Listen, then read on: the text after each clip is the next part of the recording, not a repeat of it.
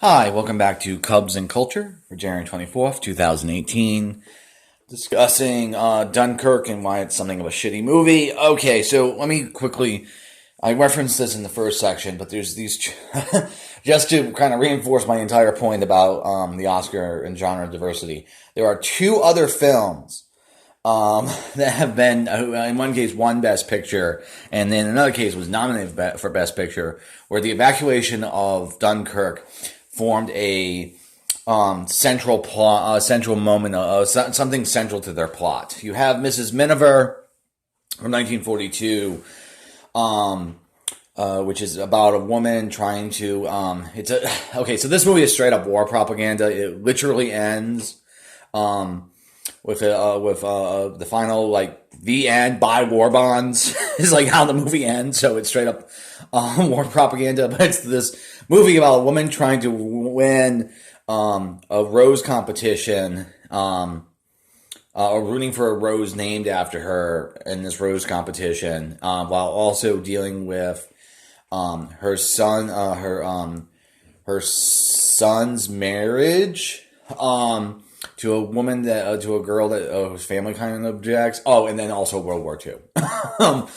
So it's really kind of very fable-esque and war propaganda. In any case, her husband gets activated because they own a small boat for Dunkirk, and that sort of forms the central second action piece. And it's there's something of a purity of intent with Mrs. Miniver, because it utterly glorifies the Dunkirk evacuation as this not so much a victory, but this amazing can-do thing, British practicality. In any case, what the entire story, and the story, I'm using that term loosely, in Dunkirk on the ship, I feel like I've already saw that in like 15 minutes in Mrs. Miniver. So like I didn't need to sit through an hour and a half or 30 minutes like in Dunkirk, because I already got it. And so that's sort of like the domestic civilian side, I should say. Then there's also Atonement, which again isn't really about Atonement's a domestic drama about a sister who's a betrayal within the family, and then her sister trying to a sister betrays a sister, and then the rest of the movie is her trying to patch up atone for her mistake. But in any case, the male lead, who's something of the protagonist, ends up being in the British Army, and he goes to Dunkirk. And I'm specifically thinking of this one. I don't know how long it is, but it's part of the second act. Maybe it's 5 minutes long. It's this very long, seemingly single shot,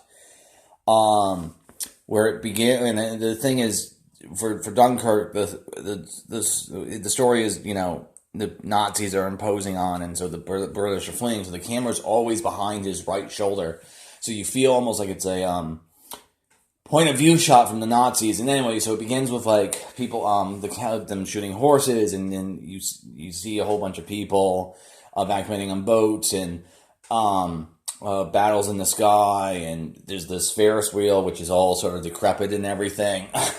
Excuse me.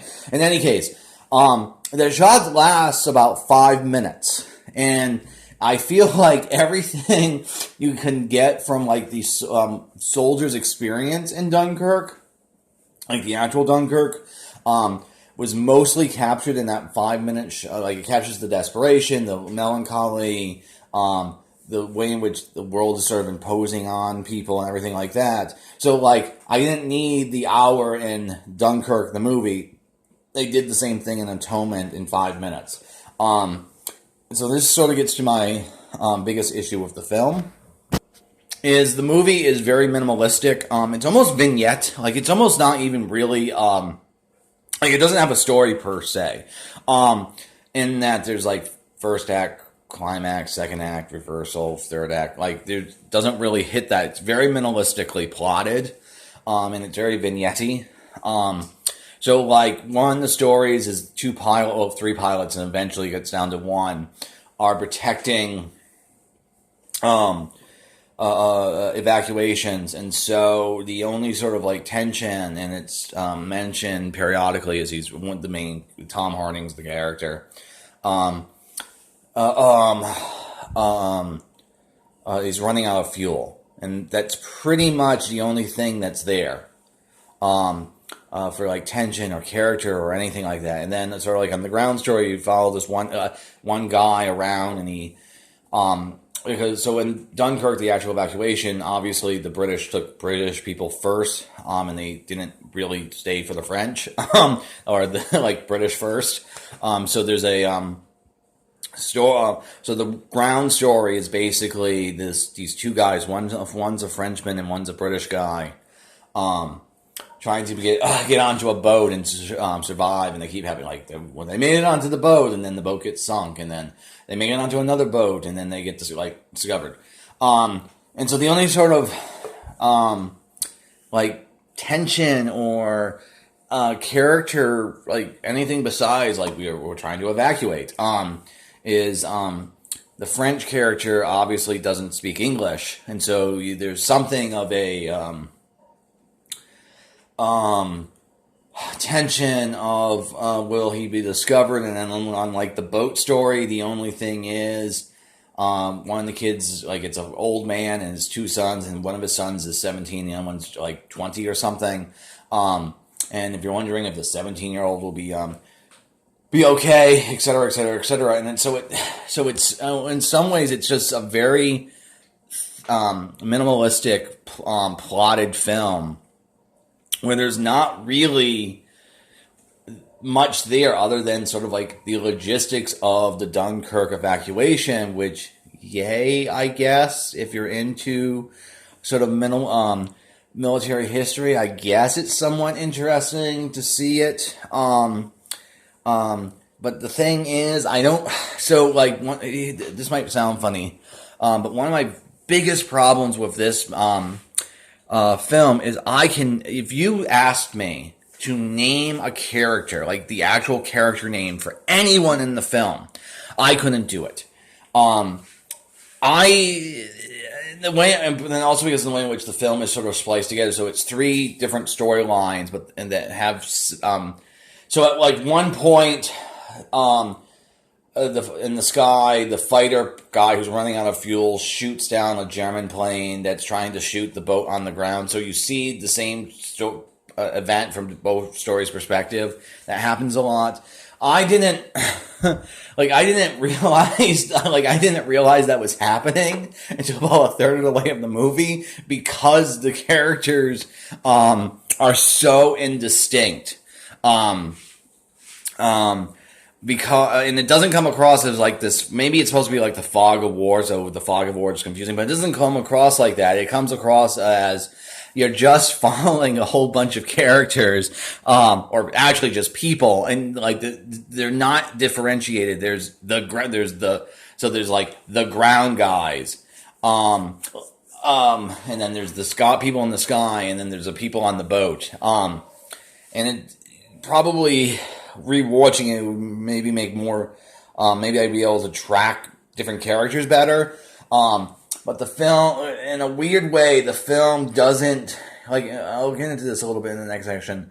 Nolan doesn't spends way too much time explaining details that you don't need to explain. Both sort of in story beats and then also sort of in visuals, but also then he doesn't spend enough time orienting you towards the sort of the characters, because they're not really characters. They're not even really stereotypes or tropes. They're just sort of guys. For most of the characters, I can't even really give a it's more the old man on the boat. That's pretty much all I can say about him. They're so indistinct, and I can't they don't really have characterizations. Because in the way in which the movie is very thinly plotted and it's very vignette-y, and it just doesn't feel like it just like there's nothing there. There's no like unless you are really sort of interested in like the practicalities of the Dunkirk evacuation, which even then I don't, for reasons I'll get into in the next section, you don't really get that from the film. So like one of the reasons why I wish Dunkirk would be stripped of all its Oscar nominations is it really feels like the Academy was like, well, it's a World War II movie. We always nominate those. Let's nominate it. Nominate this one. There's nothing here in terms of our understanding of World War II, and there's no or commentary on the genre on film, and there's not even really sort of like an interesting human story as like there is in Hacksaw Ridge. There's just nothing here. It's just sort of like